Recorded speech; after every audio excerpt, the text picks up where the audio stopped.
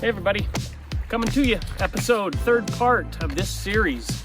This is the third part of the best balance and leg exercises that you can do. We already added primary lunge matrix, and then we went into different things that you can use, arms, rotations, reaches, floor to overhead. The last part of this is not necessarily just the lunge matrix. It is single leg stance, okay? So standing on a single leg. Excellent balance. We take that a step farther by putting the matrix into this, so I can reach in all of those different directions that I would in a lunge matrix. And it just adds to the challenge. Now, three parts that we're gonna add to this section. First part is, all three of these, I should say, are part of your balance, if we want to incorporate that. The three components. First part is your vestibular system. Vestibular system is, as many of you probably know, part of your inner ear, little hair-like structures, okay, just to simplify it a little bit. But we're gonna challenge that a little bit in the lunge matrix. So we can do it in a single leg stance, and we do that by simply turning our heads side to side, okay? So go ahead and start with that before you launch into full lunge matrix while you're turning your head, okay? That's the first one, head turning. Okay, second part, this happens a lot when we can't quite see. When we can't quite see, it can really challenge our balance, and it can challenge how our legs work and everything else.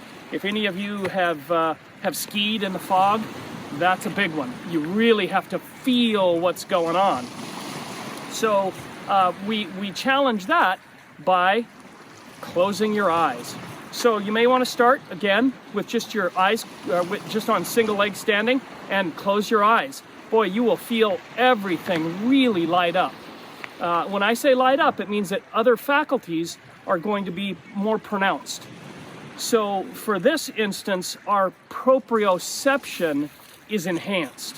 And that's ultimately what we want to do in the lunge matrix, is we want our proprioception. Whoa, wait, time out. What the heck is proprioception? Proprioception. It's basically all of the nerve endings in your ligaments, joints, tendons, muscles, bones going up to our brain, okay? And they give our brain input. It's what lets me march. It's what lets me move and stay balanced all the time. Oftentimes we lose our proprioception as we get older, and especially with injury. And that's with spine injuries, with hip injuries, knee, ankle, doesn't really matter. So we're gonna challenge our proprioception. We really want to enhance it as much as possible. So if you're coming back from a knee injury, that's what we really want to do. And this is a great way to work not only your knee and your legs, but also your proprioception. We take away our vision, that's part of it. So we close our eyes, and we can turn our heads. So we can make this the ultimate balance challenge by both closing our eyes and turning our heads while we go through a lunge matrix side to side. Remember the patterns that we already went through. Those are the three components to challenge in all of the things that we already added to this. So you could literally do arm reaches. If you're a basketball player, you're doing basketball floor to overhead while you do head turns, while you even close your eyes, because you don't always look at the floor, right? You don't want to have to look at the floor. So you want your proprioceptive system to be absolutely at its peak. Now, the message with all of these is that we practice all of this in a controlled environment, right? And so whether that's in the privacy of your home, or I guess this is my controlled environment, is out here with beautiful mountains in the background and wonderful sunshine.